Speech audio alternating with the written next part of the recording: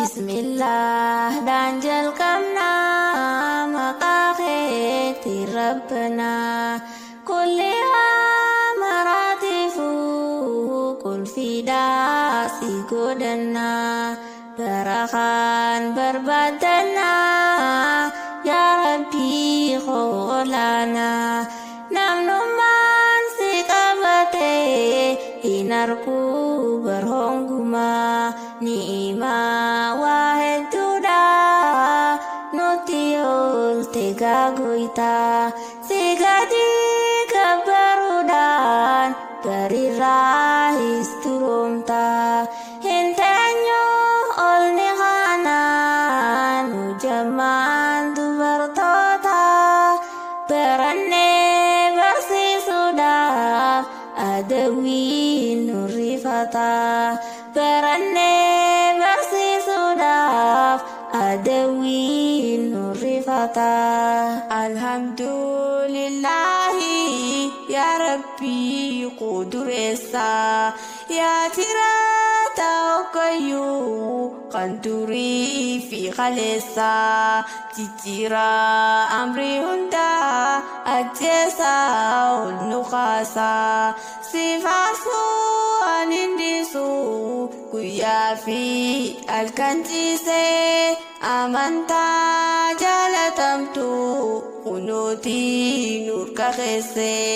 jalanne tikebale unduma muslim tota berane bersih sudaf adawi nur rifata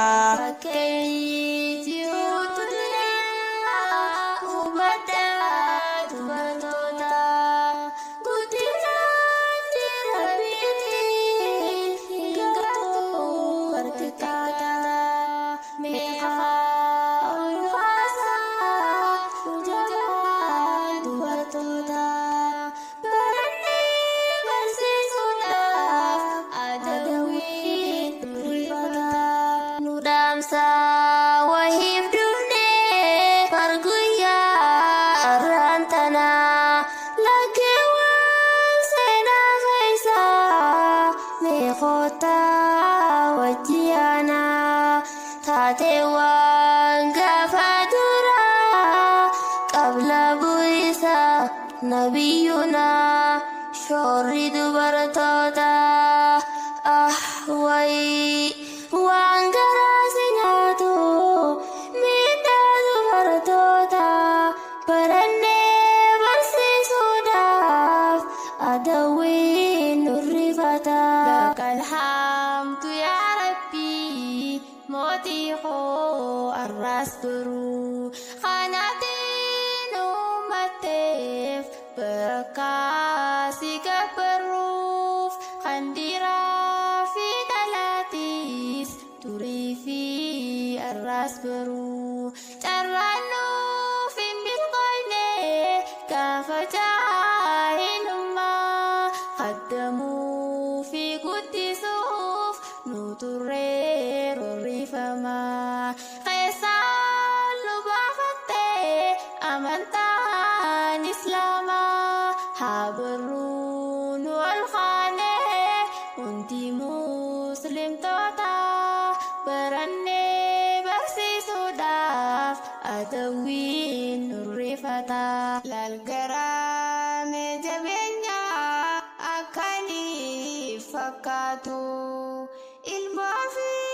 gadi busa osoni fwaiwatu abaho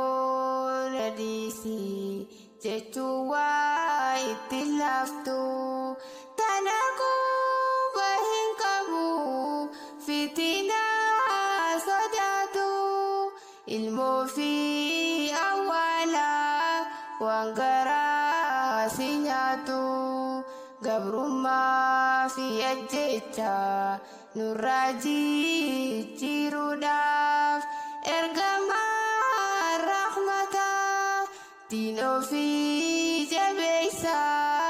mee jammaan dubartoota barannee barsiisuudhaaf adawwiin nurrifataa fakkeenyi jiruutu duniyaa hubadhaa dubartoota guddinaan jira biitiin hin gartuu bartikaata meeqaa ol baasaa jabaa dubartoota barannee barsiisuudhaaf adawwiin nurrifataa toltee rabbii keenya yaa mootii barahmataa godhiitee bar hunda keessaafuu dubartoota sattartee miidhagsitee ol baaftee gola keessaa naamusni jireenya gaariin burqaansaa barnuma keessaa adawwiin diintufattee hubadhaa dhumaatti keessaa haanuun ol kaasaa hin hafnu waan dubartoota barannee barsiisuudhaaf adawwiin nurrifataa mirgi koo kabajamee ergamuu nabii rabbiitiin walqixxaatee jiraatu hundummaan ilma namaati barnootaa fi jiraachuun qoqqooduun bifa maleetti irra caalaa uumamaa Muhammad nu erguusaati nagayaa fi rahmanni haa jiraatu mee irratti jabeessi mee diinteeti fakkeenyaa dubartoota barannee barsiisuudhaaf adawwiin nurrifataa fakkeenyi jiruutu duniyaa hubadhaa dubartoota guddinaan jira biitiin hin gartuu bartikaata meeqaa ol baasaa jabaa dubartoota barannee barsiisuudhaaf adawwiin nurrifataa maal taane sabanammaa yaa ummata muslimaa jalqabnee amantaadha rabbiin keenyaas tokkumaa diin ofii lafa dhiifnaan adawwii roorrifamaa hijaaba uffachuudhaan sattaraa qaama namaa nutti hawweef lafa dhiisuun mul'atee qaawni ammaa hin teenyu ummattoota barannee barsiisuudhaaf adawwii nurrifataa barannee barsiifachuu arrarraa hin jalqabne hittisii kan dur jiru sahabaarraas qabne fakkeenyi nuuf jalqaba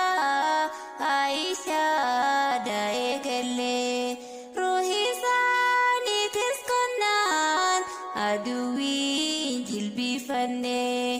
owwafaa makka keessaa hijaaba lafan buufne guddachuu rakkaan qabu guddataa akkan dhiifne jabeessaa muslimtoota barannee barsiisuudhaaf aduwwii nurrifata barannee barsiisuudhaaf aduwwiin nurrifata. Nutisi yaa Rabbii hamtuhaa maraatirraa hijaabaa fi barnoonni waan nu fayyadurraa dubbannee wajji turree godira bidirraa guyyaa dakunafnu fuulduree rabbiitirraa dhiifamaa nuufi godhaa kulli waan dogongoraa. Wassalaamu alaikum yaa bulaa akhiraa. Wassalaamu alaikum yaa bulaa akhiraa.